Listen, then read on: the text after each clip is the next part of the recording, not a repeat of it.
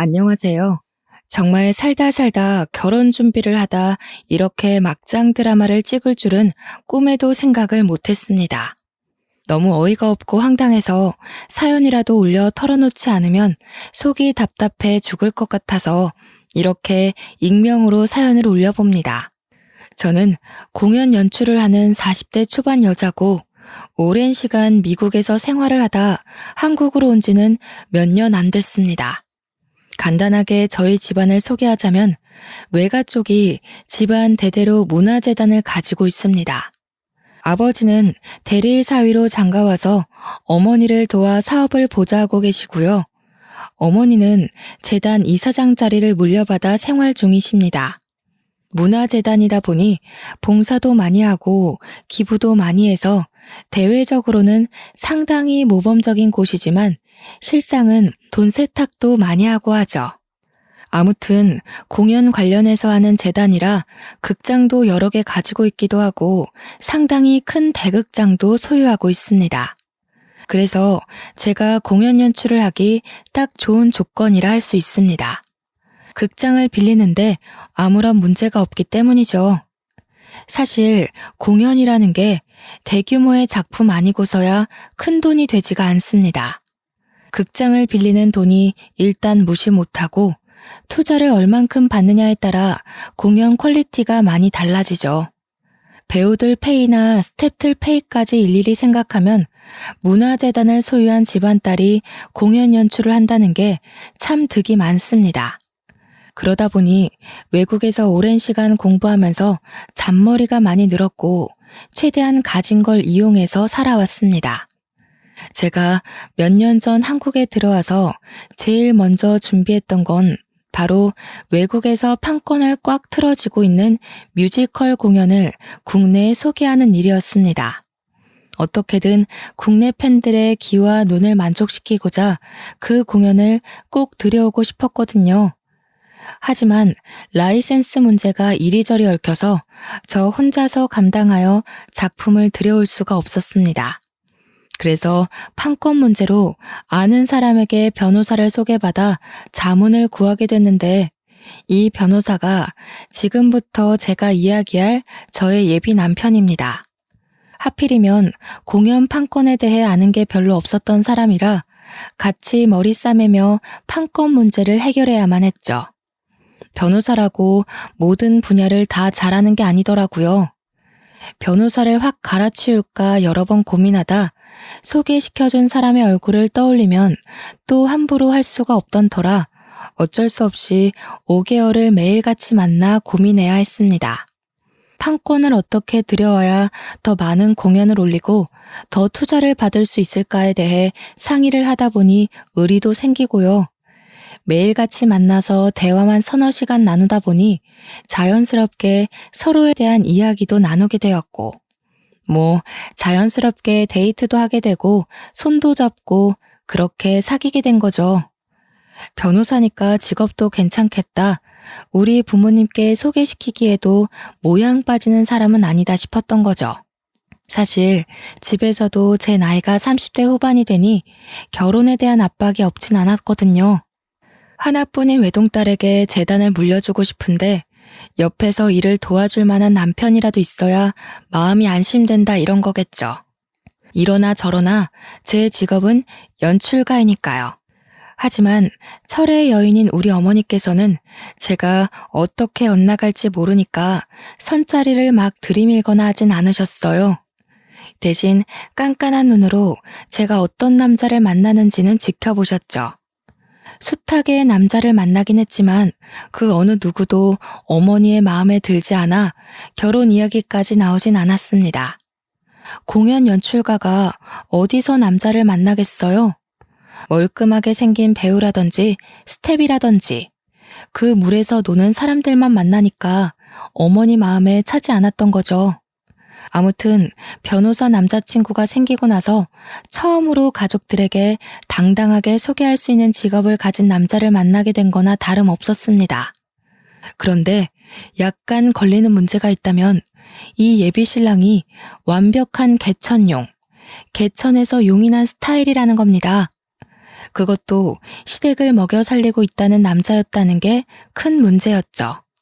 사치에 빠져서 네일아트 샵을 운영하는 것도 아니고 일개 직원으로 월급 겨우 받아가며 일하는 신우는 매일같이 명품에 빠져서 허세만 부리고 있었고, 시모도 남편한테 돈 많은 여자한테 무조건 장가를 가서 팔자 피고 살아야 한다고 주입을 시키고, 시부는 술독에 빠져서 이러나 저러나 맨날 빨간 코에 잠이나 퍼질러 자는 딱 그 정도의 집안인 게 문제였죠. 우리 재단이 정말 유명한 재단이긴 하거든요. 방송에도 여러 번 소개되고 우리 어머니의 사진은 인터넷 검색만 해도 좌르르르 수천 장이 쏟아지고요. 거기다가 일부 커뮤니티에서는 철의 여인, 냉정한 사업가, 냉미녀 이러면서 우리 어머니를 소개하는 글들이 올라오기도 합니다. 그러니 당연히 딸인 저에 대한 글들도 짤막하게 올라오곤 했어요. 문화재단 기업 수장의 딸이 공연 연출가라는 게 흥미 돋는 일일 수 있죠 뭐. 아무튼 돈이 잘 굴러가는 재단 덕분에 저도 꽤 사치 아닌 사치를 부리면서 살아왔습니다. 오랜 시간 미국에서 공부를 한 것도 그렇고 하고 다니는 행색도 좀 부유한 편에 속하긴 했죠. 명품 로고가 새겨진 옷을 입는다거나 가방을 든다거나 제 차도 유명한 외제 브랜드 스포츠카거든요. 아무튼 예비 신랑이 그걸 다 확인하고 저한테 지고지순하게 굴었는지 확인할 방법은 없지만 심증은 가는 상태인 거죠. 이야기를 줄줄이 늘어놓다 보니까 서론이 조금 길었네요. 저와 예비 신랑은 연애를 하기 시작한 지 6개월이 조금 넘었을 때 결혼 이야기가 나왔어요. 서로의 직업도 안정적이겠다. 나이도 홍기가 꽉 찼으니 예비 신랑 쪽에서 발등에 불이라도 떨어진 것처럼 결혼을 들이밀었습니다. 뭐 이대로 결혼해도 나쁘진 않겠다는 생각이 들어서 저도 어느 정도 결혼에 대해 긍정적이었고요. 그래서 시댁에 인사를 드릴 겸 식사 자리에 초대를 받아 가게 되었습니다. 예비 시댁에 가니까 밥상을 정말 진수성찬으로 차려두셨더라고요. 외국 생활을 오래 해서 뭘 좋아하는지 모르겠다며 이것저것 다 차렸다고 하셨는데 정말 한정식집 저리 가라 수준이었습니다. 그러면서 여자가 바깥일을 하려면 속이 든든해야 한다고 어서 먹어보라고 저를 한껏 배려해 주셨습니다.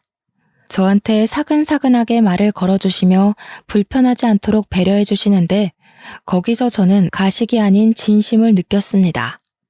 물론 제 눈에 콩깍지가 씌여 있어서 그땐 몰랐지만 지금 생각해보면 전부 저에게 알랑방귀를 낀 것이죠.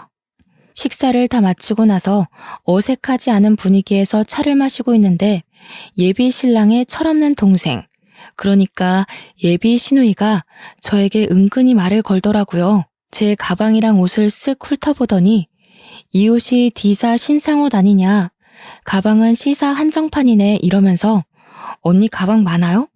하고 물어보더라고요. 어차피 숨길 것도 아니고 제가 훔친 것도 아니니까 많이 있다고 이야기를 하니까 눈동자를 반짝이면서 자기도 한번 빌려줄 수 있네요. 그래서 제가 대답하지 않고 빤히 예비 시누이를 쳐다봤어요. 처음 보는 자리에서 아무리 어리다고 해도 남의 명품 가방을 빌려달라는 게 좀 이상하게 느껴졌거든요. 그랬더니 헛기침을 두어 번 하고는 제 가방을 사진으로 찍어도 되냐고 물어보더라고요. 왜 남의 가방을 사진으로 찍어 남겨둔다는 건지 이해할 수 없어서 또 빤히 보니까 그게 긍정의 의미로 보였는지 가방을 휙 가져가서 요리조리 사진으로 남기더라고요. 아무래도 국내에 몇 개 들어오지 않은 한정판 가방이기도 하고 유명 연예인이 들고 나왔던 가방이기도 해서 신기한가 보다 하고 말았죠. 그렇게 예비 시댁과의 식사를 다 마치고 나서 며칠이 지났을 때 친구에게 연락이 왔더라고요. 무슨 SNS를 스크린샷 찍은 사진을 보여주면서 요즘 네가 들고 다니는 한정판 가방 짭으로 많이 풀렸나 보다 하면서요. 사진을 유심히 보니까 귀퉁이에 살짝 스크래치 난 게 아무래도 제 가방인 것 같더라고요. 그래서 친구가 보내준 SNS에 들어가서 보니 예비 시누이의 계정이 맞았어요. 자기 얼굴 사진을 떡하니 올려뒀더라고요. 가방 사진이 제일 위에 떠있길래 들어가 보니까 글도 장황하게 써두었더라고요. 무슨 연예인이 들고 나온 내 가방 이러면서 제 가방을 지 가방처럼 둔갑해서 글을 써놨대요.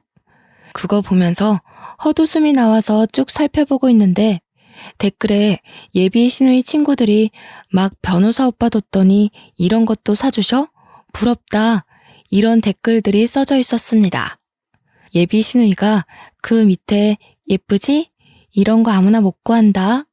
이렇게 달아뒀던 게 기가 막히더라고요. 아무리 뻔뻔하고 철이 없다고 해도 그렇지 제 가방을 지 가방처럼 올려둔 게 너무 웃겼어요. 당연히 그런 제 눈에 시누이가 예뻐 보일 리가 있겠습니까? 가방을 빌려달라고 했던 것도 전부 저런 허세를 부리려고 하는구나 싶어서 빌려주면 안 되겠다는 생각이 들었습니다. 그날 이후 한동안 연락 없던 시댁에서 저에게 연락이 왔어요. 다시 한번 보고 싶다는 말에 예비 신랑과 약속을 조율하고 있었는데 저한테 따로 봐도 좋다고 하더라고요. 그 말을 듣는 순간 그냥 나 혼자 나오라는 건가? 싶어서 알겠다고 하고 예비 시모를 만났습니다. 근데 커피가 나오고 한 입을 마시기도 전에 저한테 줄줄이 이것저것 물어보시더라고요. 그 질문이 평범한 이야기였으면 저도 글을 올리지 않았겠죠. 예비 시모는 취조하듯 저의 재정 상태를 물어보았습니다. 공연 연출하면 돈은 좀 많이 벌고 그러니? 적게 벌면 우리 아들 뒷바라지 하는 건 어떨까 싶어서. 아니, 내가 뭐 여자가 일한다고 하찮게 보고 그런 사람은 아닌데 우리 아들이 변호사니까. 내 좋아하는 부인이 있으면 좋을 것 같아서 그러지. 절대로 우리 예비 며느리를 내가 무시하는 게 아니라. 알지 내 말? 그래서 저는 그냥 저 돈 많이 벌어요 라고 솔직하게 대꾸했습니다. 그러자 예비 시모의 이마에 약간 주름이 지더라고요. 모르는 척하고 커피만 계속 마시고 있었죠. 그랬더니 이제는 대화의 내용을 다른 곳으로 전환을 시키더라고요. 그래, 돈 많이 번다니까 든든하네. 그러면 지금 사는 집은 어디에 있어? 예비 사돈네가 재력가라는 이야기는 내가 들었는데 우리 예비 며느리가 하고 다니는 게 전부 명품이라며? 딸이 그러더라. 걔가 그런데 관심이 많거든. 그러면 그 차는 뭘 타니? 외제차라고 들었는데 유지비도 꽤 많이 들지? 저는 이런 돈돈거리는 대화를 왜 하고 있어야 하는지 전혀 이해가 안 갔습니다. 제가 미국에서 오래 살았기 때문에 이런 대화 자체가 정말 무례하다고 생각하는 사람이었거든요. 한국의 정서가 뭔지 모르겠지만 원래 결혼할 때 예비 시댁에서 이런 거 하나하나를 다 물어보고 따지는 건지 이해도 안 갔고요. 은근히 기분이 나빠서 그냥 조용히 커피만 마시고 있었는데 예비 시모가 카운터를 날리더라고요. 그 보험은 많이 들어놨니? 스포츠카가 사고 많이 나고 한다던데. 아니, 그렇게 또 이상한 눈으로 보지 말고 그냥 걱정돼서 하는 소리지. 혹시라도 좀 알지? 나는 딸 같은 며느리 생겨서 정말 좋거든. 제가 계속 무표정하게 있었더니 보험 이야기를 물어본 게 조금 실수였나 싶으셨나 봐요. 계속 저한테 딸 같은 며느리가 얻고 싶었다면서 물어보지도 않은 말들을 줄줄이 늘어놓으시더라고요. 커피를 다 마시고 밥을 먹자고 하시더니 미리 준비해 두신 건지 밥상을 내오시더라고요. 솔직히 체할 것 같아서 밥을 목구멍으로 넘기고 싶진 않긴 했지만 또 밖에서 먹는 것도 아니고 시댁에서 먹는 건데 거절할 수가 있나요? 아무리 개인주의가 강한 외국에서 자랐다고 해도 이 정도 예의는 기본이었죠. 그래서 또 차려주신 밥을 맛있게 잘 먹긴 했습니다. 약간 더부룩해서 앉아있지 말고 좀 일어날까 싶어서 벌떡 일어나니까 저한테 웃으면서 우리 며느리가 눈치가 빠르네 하시는 거예요. 속이 더부룩한 게 왜 눈치가 빠른 거지? 하고 빤히 또 시모를 보고 있으니까 저한테 앞치마 저기 있다면서 설거지를 하라는 거예요. 그니까 제가 밥 다 먹고 일어난 게 설거지하려고 눈치 보고 일어난 건 줄 아셨던 거죠. 외국에서 오래 살았잖아요. 이런 건 정말 외국 마인드를 본받아야 한다고 생각하거든요. 며느리가 매번 시댁에 와서 설거지를 해야 할 이유가 있나요? 저는 결혼하고 나면 무조건 집안일은 반반씩 해야 된다고 생각했어요. 우리 아버지도 평생을 그러셨고요. 물론 집에서 일하는 아주머니가 있으니까 그렇게 집안일이 많진 않았지만요. 그래서 당연히 제가 설거지를 해야 된다는 시모를 보고 아무것도 모르는 척하면서 다시 앉았습니다. 제가 소파에 앉으니까 시모가 저를 보고 왜 앉냐는 얼굴로 있더라고요. 그래서 저는 웃으면서 이야기를 했죠. 딸 같은 며느리 얻고 싶다고 하시길래요. 딸도 가만히 있는데 저도 TV 볼래요. 했습니다. 신우가 옆에서 TV 보고 있었거든요. 신우는 갑자기 소환된 자기 이야기에 저를 휙 쳐다보고 시모는 아무 말 못하고 부들부들 하시고 뻔히 기분 나쁜 게 눈에 보이는데 차마 예비 며느리 도망갈까 싫은 소리도 못하고 저한테 그러시더라고요. 아니, 어떻게 딸이랑 며느리랑 같냐고요. 그래서 저는 한껏 웃으면서 제가 딸 같은 며느리 해드릴게요. 걱정 마세요 했어요. 시모가 한 방 먹었다는 얼굴로 어깨를 들썩이며 호흡을 하는 게 느껴졌지만 제가 손님으로 여기 온 거지 가정부로 온 게 아니잖아요. 거기다가 예비 신랑이 뭐라고 우리 집을 소개했을진 모르지만 분명 돈 많은 집안이라고 이야기했을 거 아니에요. 그러니까 시모가 저한테 아무 소리도 못하는 거죠. 혹시라도 결혼이 파토날까봐 아니면 아들이 대릴 사위로 책 잡혀서 아무것도 못하는 바보 될까봐요. 진짜 처음에는 조상님께 감사한 마음이 들었어요. 대대손손 부를 물려주셔서 이런 자리에서 당당할 수 있게 해주신걸요. 아무튼 밥 다 먹고 설거지도 안 하겠다. 도망이나 슬슬 가려고 준비하는데 신우이가 저한테 슬쩍 물어보더라고요. 제가 공연 판권이 해결되어서 드디어 그 국내에 들여오고 싶었던 해외 뮤지컬을 들여오게 되었어요. 아마 예비 신랑한테 그 이야기를 들었나 봐요. 슬그머니 시모도 제 옆에 앉아서 신우 이야기에 끄덕끄덕 하는데 내용이 아주 가관이었습니다. 저한테 공연 이제 올릴 준비 하신다면서요? 하면서 배우 뽑는다고 들었는데 자기 자리도 하나 주면 안 되냐는 거예요. 이게 뮤지컬 공연이 연기 실력도 당연히 되어야 하지만 그저 앙상블로 공연을 올라간다고 해도 기본으로 노래가 돼야 하거든요. 그러면서 자기 원래 꿈이 탤런트였다고 배우하고 싶다면서 자리 하나를 달라고 염치도 없이 이야기를 하더라고요. 무슨 유치원 학예회도 아니고 당당하게 나 이 배역할래요 하는 식으로 이야기를 하니까 나를 우습게 여기나 싶을 정도였습니다. 그래서 제가 그냥 웃으면서 신우이 그럴 실력이 돼요? 하고 물었더니 갑자기 막 어필을 하는 겁니다. 자기가 연극영화과 입시시험도 봤다면서 연기를 배운 적도 있대요. 그렇게까지 이야기하니까 신우이는 주제도 몰라서 안 되겠네요. 할 수가 없는 겁니다. 그래서 오디션 보러 오라고 어쩔 수 없이 이야기를 했어요. 저한테는 이게 최선의 배려였고요. 날짜랑 장소랑 물어물어 가길래 일단 오디션 접수부터 하라고 이야기를 했죠. 솔직히 기대도 안 하긴 했는데 진짜 오디션을 보러 올 거라는 생각조차 안 했거든요. 근데 오디션장에 나타났더라고요. 수줍게 자기소개하고 지정대사로 연기하고 공연의 메인곡까지 부르고 갔는데 주위 심사하시는 스태프들도 전부 저런 애가 서류를 통과했어? 하는 눈으로 보더라고요. 완전 소중한 시간 10분을 날린 표정이셨습니다. 발연기도 그런 발연기가 없고 노래도 툭툭 떨어지고 염소 소리 내고 진짜 제 신우이라는 걸 몰라서 다행이지 너무 쪽팔리고 제가 다 부끄럽고 밤에 잘 때 생각나서 이불 발로 차고 할 정도의 수준이었습니다. 그러니 결과가 어땠겠어요? 두말할 필요도 없이 탈락이죠. 1차는커녕 서류에서 떨어졌어야 하는 실력인데 혹시 몰라 붙여둔 게 잘못이죠. 제가 그 뮤지컬 들어오려고 정말 노력 많이 했었거든요. 해외에도 여러 번 출장도 갔다 오고 한국 들어오기 전까지 판권 들고 있는 회사에 밥 먹듯이 찾아가서 부탁하고요.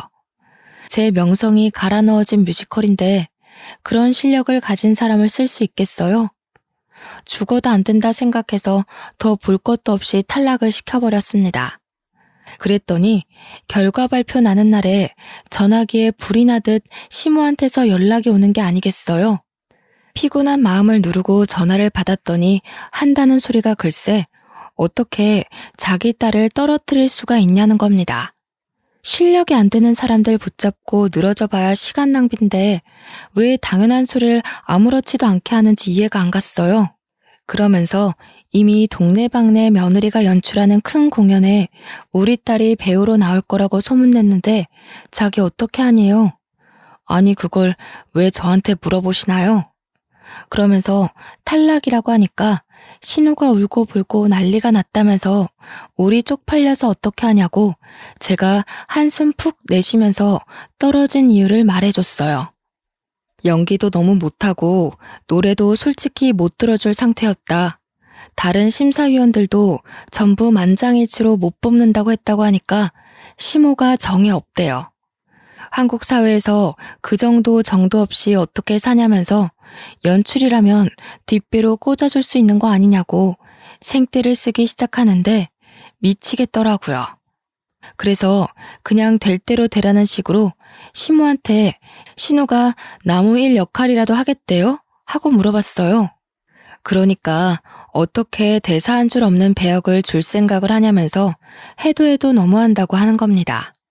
지금 해도 해도 너무한 게 누군데 저한테 그런 소리를 하는지. 가뜩이나 공연 올리는 것 때문에 정신도 없는데 저한테 이런 식으로 구니까 더 할 말이 없어서 끊어버렸어요. 그리고 예비 신랑에게 전화해서 차근차근 이야기를 했죠. 네 동생이 도무지 쓸만한 부분이 전혀 없어서 탈락을 시켰더니 나한테 이러더라 하면서요. 예비 신랑이 미안하대요. 자기가 얼른 가서 잘 이야기해보겠다고 하더라고요. 저는 부탁을 했죠. 이런 일로 전화 오지 않게 해달라고 가뜩이나 바빠 죽겠다고요. 제가 실력으로 오디션에서 결과를 통보했을 뿐인데 인정머리 없다는 소리를 들어야 할 이유가 있나요? 참나. 다시 생각해도 너무 열이 받고 화가 나네요. 예비 신랑이 뭐라고 말했는지는 몰라도 한동안 조용했어요. 결혼 준비도 슬슬 해야 하는데 뭐부터 해야 할지 모르겠어서 예비 신랑이랑 이것저것 상의를 하고 있었죠. 예비 신랑이 시모가 아는 게 많으니까 시모한테 물어보고 해도 되지 않겠냐고 해서 저는 그런 만날 약속을 잡아달라고 했어요. 아무래도 양가 간에 서로 합의가 되어야 하는 부분이 있긴 하니까 어른이랑 이야기하는 게 빠르겠다 생각한 거죠. 저희 집이야 뭐 제가 이렇게 하기로 했어요 하면 다 맞춰주실 분들이니까요. 아무 생각 없이 만날 약속을 잡고 당일에 밖에서 시모를 만났어요. 또 집에서 만나면 설거지 시키려고 할까봐 미리 차단한 거죠. 나름대로. 이미 오디션 건으로 저한테 기분이 상해 있는 시모라서 옷도 일부러 방수되는 스타일로 입고 가고 혹시 몰라서 한 벌을 더 챙겨서 갔어요. 드라마 같은 거 보면 시모가 물도 끼얹고 그러더라고요. 사람이 혹시 모를 상황에 대비를 해놓는 것도 나쁘지 않잖아요. 물론 제가 연출가라서 그런 영상들을 많이 보고 오버하는 걸 수도 있지만요. 약속 장소에 가니까 시모가 이미 와서 앉아있더라고요. 그래서 앞에 떡하니 앉아서 저 왔어요 하니까 저한테 막 보고 있던 팜플렛 같은 걸 쭉 넘겨주더라고요. 개수도 10대 개 정도 되는 게 전부 중구난방으로 있어서 정리해서 하나씩 보고 있는데 각종 가전이랑 가구, 팜플렛 같은 거예요. 중간에 자동차 팜플렛도 끼어 있었고요. 근데 하나같이 상품에 동그라미들이 쳐져 있는 게 아니겠어요? 그래서 저는 이게 뭐예요? 저희 혼수하라고 골라주신 거예요? 하고 물어보았습니다. 아무래도 새 상품이다 보니까 우리 집에 들어갈 물건을 고르신 건가 싶었던 거죠. 그랬더니 시모가 픽 웃으면서 아직 뭘 모르네 하시면서 이야기를 하시는데 우리 집에 들어갈 건 우리가 알아서 고르고 지금 골라주신 건 시댁에 들어올 물건이라는 겁니다. 저는 그 말이 전혀 이해가 안 가서 시댁에 들어갈 물건을 왜 저한테 보여주시냐고 했죠. 그러니까 제가 시댁에 가구를 보내야 한다는 거예요. 제가 왜요? 하니까 그게 다 예단이고 원래 그렇게들 한다면서 변호사 사위 보는 게 쉬운 일인 줄 아냐고 하시는 겁니다. 한국에서 변호사쯤 되는 직업의 남자랑 결혼을 하려면 시댁에 이 정도 물품 공세는 해야 된대요. 다른 집은 개업도 해주고 건물도 주고 차도 두어 대 사주고 열쇠 여러 개 들고 와야 하는데 자기는 그 정도 욕심은 없대요. 이 정도면 많이 양보한 거고 주위의 변호사 엄마들 이야기 들어보면 자기가 욕심 없어서 이 정도로 끝내는 거라고 고마운 줄 알아라 하시는 겁니다. 결혼하기 전까지 미리 가구랑 가전이랑 다 보내주고 차도 빨리 계약을 해달라면서 자동차 카탈로그를 그제서야 자세히 보니까 제가 타고 다니는 스포츠카 브랜드에서 나온 대형 SUV더라고요. 그 모델이 2억 가까이 하는 차량이거든요. 제가 진짜 기가 막혀서 입을 떡 벌리고 아무 말도 못했습니다. 그러니까 그 정도면 싸게 먹히는 거 아니냐고 가정 가구 다 해봐야 3억도 안 나온다는 겁니다. 다른 집은 건물해줬대, 개업해줬대, 시부모 노후저금까지 다 줬대. 이러면서 나불나불 거리는데 진짜 고막이 터지는 줄 알았어요. 제가 아무 소리 없이 한참 동안 들여다보고 있으니까 저한테 다 알아들었지? 하는 거예요. 그래서 저는 고개를 절레절레 젓고는 도무지 못 알아듣겠다고 했어요.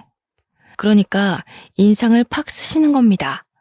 제가 이어서 이걸 왜 해드려야 하는지 진짜 모르겠다고 어차피 신혼집도 지금 제가 사는 집으로 할 건데 이걸 왜 챙겨드려야 하냐고 했어요.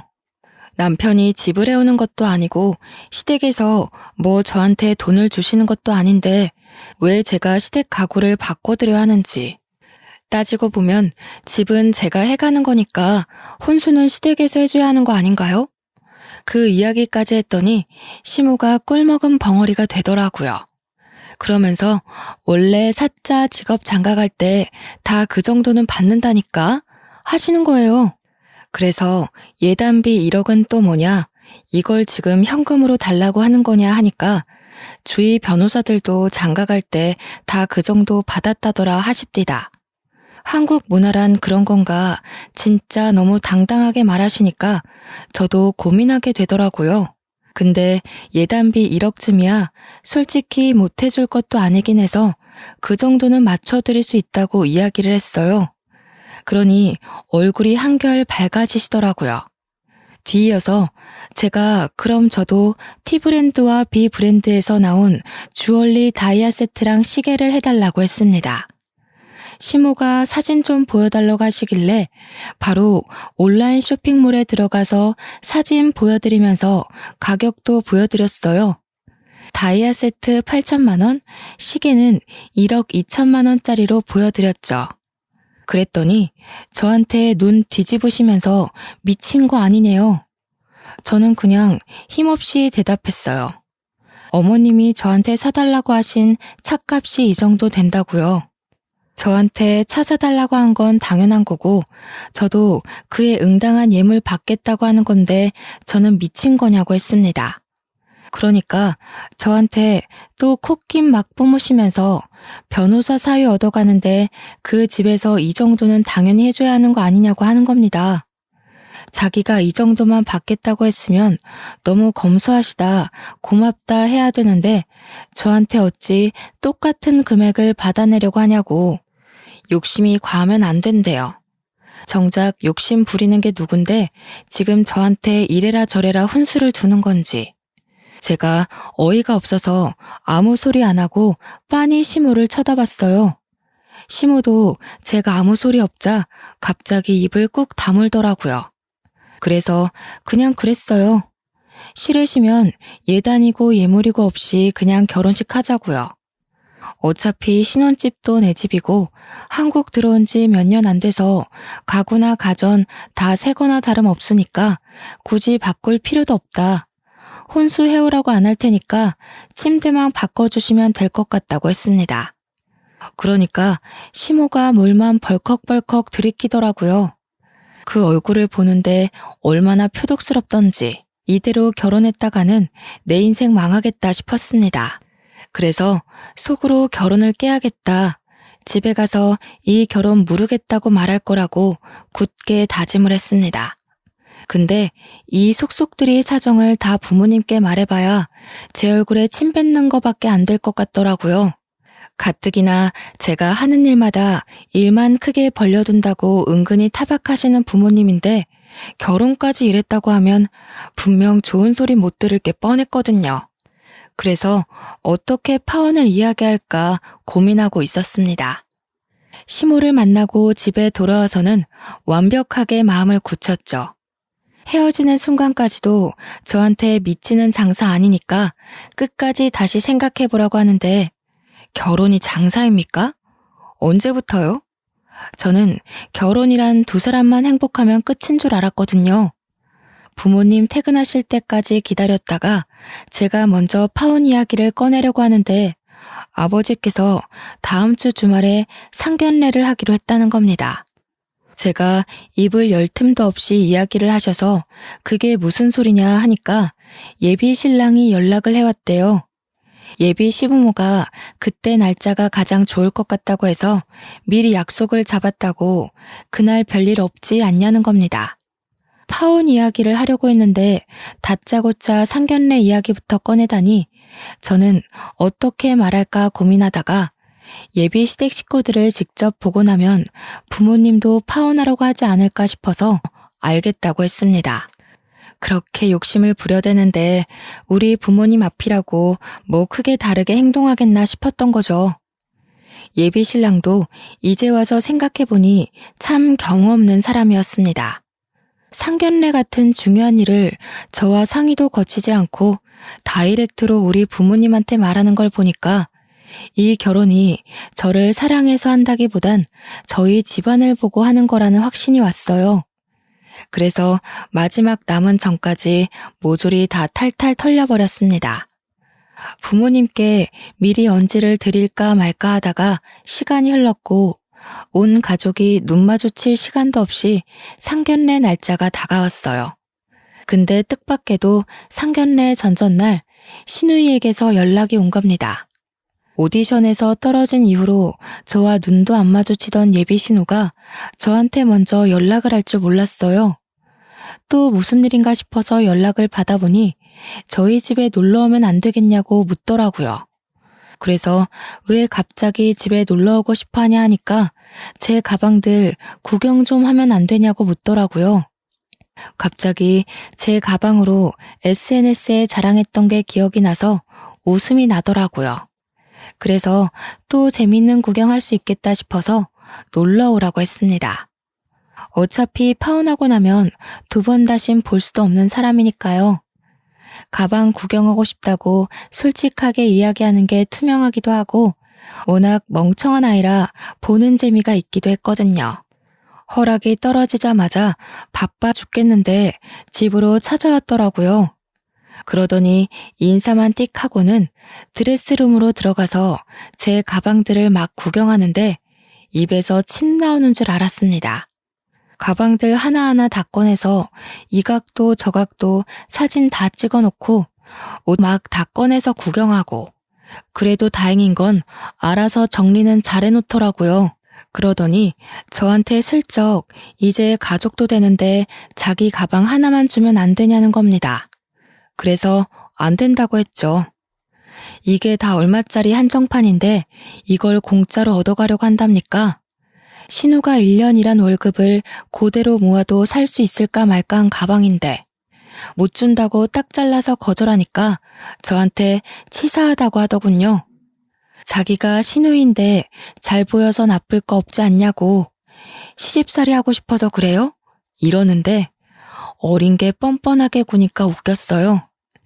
그냥 그래서 제가 신우이 보고 신우가 나한테 잘 보여야 콩고물 하나라도 떨어지는 거 아니겠어요? 하니까 또 끄덕끄덕해요. 저한테 착 달라붙어서는 언니한테 제가 당근 잘하죠. 시키실 일 있으면 언제든 불러주세요. 하면서 애교를 부리더라고요. 이럴 때 보면 연기 참 잘하는데 오디션장에서는 왜 그랬는지, 그러면서 신우가 자기 네일아트샵에서 일하는 거 알지 않냐고 언니 손톱 제가 다 책임질게요 하더라고요. 이 정도로 알랑방귀 끼는데 적선하는 셈 치고 하나 줘야겠다 싶었습니다. 그래서 신우 실컷 구경시켜주고 사진도 찍게 해주고 제가 진짜 아예 쳐다도 안 보는 제일 싸구려 가방 하나 쥐어줬어요. 연말에 자선 바자회 할 때 기부하려고 냅둔 가방이었는데 그것도 좋다고 신나서 들고 가더라고요. 신우가 한바탕 헤집어 놓고 가니까 오히려 사람이 더 차분해지더라고요. 상견례 자리의 분위기가 어떨지 모르겠지만 저는 파혼을 이야기하기로 마음먹었습니다. 대망의 상견례 당일이 되었고 그날 저는 정말 인생에서 잊지 못할 일을 겪었습니다. 저희 집은 저와 부모님, 예비 신랑네는 시부모와 시누이 신랑까지 이렇게 7명이서 나란히 마주보고 앉아 긴장되는 상견례 자리가 시작되었습니다. 처음에는 서로 덕담도 하고 애들이 좋다는데 너무 다행이다 하는 시부모의 가식적인 이야기도 듣고 있었습니다. 물론 저는 언제 파혼을 이야기하고 도망쳐야 하나 시간만 보고 있었죠. 예비 신랑을 다시 보니까 멀끔했던 그 얼굴이 두꺼비처럼 보이면서 욕심이 그득그득 묻어나는 것 같아서 역겨웠어요. 감히 결혼을 가지고 장사 속을 들여다보이다니 너무 실망스러웠죠. 가볍게 반주로 술이 한두 잔씩 들어가고 나니까 시부모가 엄청나게 수다스러워졌어요. 시모는 우리 부모님 얼굴을 빤히 보면서 저를 보고는 우리 며느리가 누구 닮았나 했더니 사부인 닮았네 이러더라고요. 저는 당연히 칭찬이라고 생각했는데 뒤이어서 아주 냉기가 뚝뚝 흐르는데 뚝 닮았네요 하면서 호호호 하는 겁니다. 이게 매기는 거지 뭐겠어요. 어머니를 슬쩍 바라보니 아무 표정 변화도 없이 식사를 하고 계시더라고요. 괜히 제 엉덩이만 좌불안석이었죠. 저희 부모님이 별 반응이 없자 시부모는 그래도 되나 싶게 말로 자꾸 사람을 비꼬기 시작했습니다. 외국에 오래 살았기 때문에 젓가락질을 잘 못했거든요. 시댁에서 밥 먹을 때 그런 걸로 한 번도 뭐라 한 적 없으면서 저한테 이제 와서 트집을 잡기 시작했어요. 일부러 그러는 게 딱 느껴졌고 한마디로 기싸움 같은 느낌? 본인들 받고 싶은 예단들이 있어서 일부러 저러나 싶었습니다. 저한테 그렇게 젓가락질해서 어떻게 밥 먹겠냐고 저는 꾹 참았습니다. 어느 정도 본인들 배가 부르니 그때부터 본격적으로 돈 이야기를 꺼내더라고요. 시부모의 말은 아주 가관이었고 옆에서 아무 소리 없이 앉아있는 예비 신랑의 얼굴도 진짜 짜증났습니다. 우리 아들이 변호사잖아요. 주변 이야기를 들어보니까 죄다 예단비 1억은 받았더라고요. 사업하시는 집안이니 그 정도 재력은 당연히 있으실 테니 가능하신 걸로 알고 있겠습니다. 거기다가 우리 아들 이제 든든한 처가 생겼는데 차도 좀 좋은 거 하나 해주셨으면 좋겠고요. 변호사면 사무실도 하나 개업해야 할 텐데 때가 되면 다 해주시리라 믿고 기다리겠습니다. 우리 며느리가 외국에 오래 살아서 그런지 한국 문화도 잘 모르더군요. 애가 사근사근한 맛도 없고. 그거야 제가 다 끼고 가르치면 되니까 너무 걱정 마시고요. 사돈댁도 요즘 한국 문화 잘 모르시는 건 아니죠? 요즘은 결혼할 때 시댁 식구들한테 밍크니 명품이니 죄다 돌리고 하잖아요. 우리 딸도 가지고 싶은 게 하나 있다고 하던데 해주실 거죠? 그러면서 시모가 신우랑 윙크를 서로 주고받는데 진짜 가관이다 싶었습니다. 저는 당연히 부모님 눈치 보고 있는데 저희 어머니께서 시댁 식구들이 뭐라 하든 말든 밥을 드시더라고요. 아버지는 이미 숟가락 내려놓고 저한테 눈으로 욕하고 계신 중이셨고요. 차라리 잘 됐구나 싶었습니다. 어차피 파혼 생각하고 있었으니까요. 근데 딱 거기서 시모가 눈치 없이 쐐기를 박아주는 게 아니겠어요? 재단 운영할 때 고문 변호사 하나쯤은 필요하지 않겠어요? 우리 아들 지금 다니는 직장도 엄청 좋은 회사긴 한데 겸업으로 고문까지 맡으면 얼마나 좋겠어요. 애들 결혼한다는데 자리는 제대로 잡아야죠. 자리 하나 주시면 월급 500만 원만 줘도 들어갈 맘 있다고 하니까 누이 좋고 매부 좋은 거 아니겠어요? 저희 재단에 당연히 변호인단 있습니다. 한두 명도 아니고 10대 명이 있어요. 문화재단이라는 게 정말 보통 일이 아니거든요. 제가 한 소리 하려고 입을 여는데 어머니께서 젓가락 탁 놓고 물 한 입 마시고는 입을 여셨습니다. 자네 문화예술진흥법 꿰고 있나? 판권이나 저작권에 대한 법률이나 판례도. 남편이 아무 대답 못하고 우물쭈물하다가 이제라도 공부해보겠습니다 하고 대답을 했습니다. 그러자 어머니께서 픽 웃으시는데 진짜 서늘하고 무서웠어요. 지금부터 하면 늦지. 내가 그걸 기다렸다가 자네를 채용해야 할 이유가 있나? 그 말에 시댁 식구들이 모두 짠 것처럼 입을 다물더라고요. 저희 엄마가 진짜 냉정한 사람이라 저도 무서워서 벌벌 떨거든요. 어머니는 작정하신 건지 저를 쓱 보고 시댁 사람들도 쓱 보고 말을 딱딱 하셨습니다. 너는 저런 경우 없는 집안에 시집을 가겠다고 귀한 내 시간을 뺐니? 저는 작은 목소리로 죄송합니다 했죠. 외국에서 오래 공부시켰더니 결국은 이런 조선시대 같은 집안으로 시집을 가겠다는 거야? 대부분 이런 거 따지는 집안은 양반 집안 아니고 상놈의 집안인 걸 몰라서 그래? 그러고는 아무 말 못하고 있는 시부모에게 통보하셨어요. 서로 집안끼리 격도 맞지 않고 괜히 시간 낭비했네요. 결혼은 없던 일로 합시다. 내가 고작 변호사한테 시집 보낼 거면 진즉 보냈지. 서로 좋다고 하니까 두고 봤던 건데 굳이 미래가 뻔한 집안에 시집 보낼 필요가 있어? 요구하시는 것들이 못 들어줄 건 없는데 내가 저 변호사의 앞날을 생각해보면 그 정도 투자해도 뽑을 만한 게 없어 보여서. 그러더니 일어나시더라고요. 당연히 아버지랑 저도 따라 일어났습니다. 비수를 냅다 꽂아버린 어머니의 말에 시댁 식구들 아무 말도 못하고 멍하니 쳐다만 보고 있더라고요. 이 결혼 저도 못하겠네요. 도무지 상식이라는 게 없는 분들이시더라고요. 제가 잠시 머리가 돌았던 것 같습니다.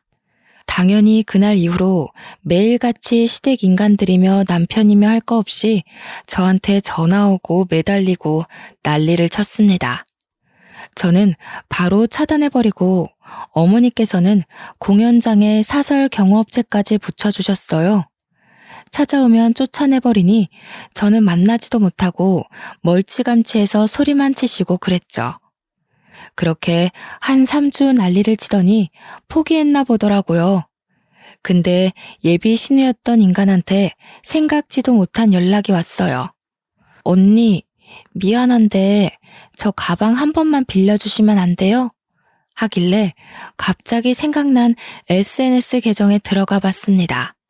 그랬더니 글쎄 저희 집에 와서 찍어간 제 가방들을 죄다 지가 모은 것 마냥 올려두었더라고요. 근데 실물은 본 적이 없으니까 친구들이 전부 언제 보여줄 거냐, 거짓말 아니냐, 짭이라서 못 보여주는 거야? 하는 댓글들을 달아놨더라고요.